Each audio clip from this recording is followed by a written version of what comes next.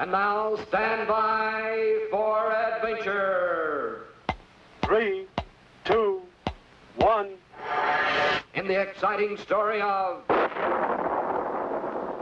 the Earth from outer space.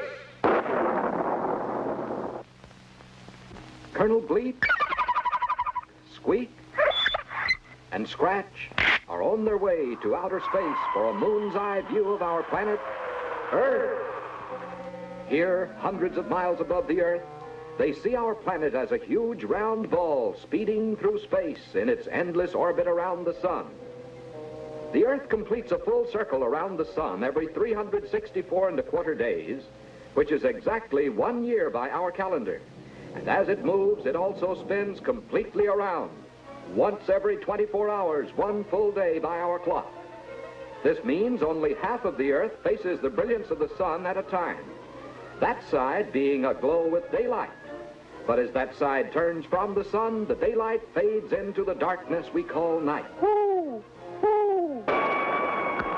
Billions of years ago, the Earth was probably blazing hot, like the sun.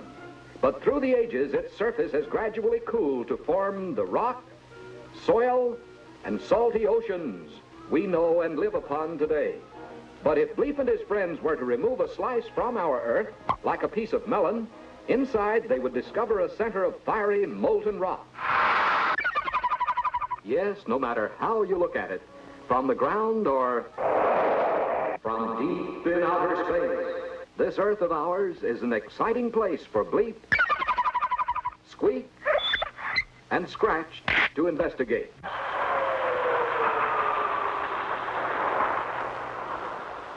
But it can be even more exciting close up.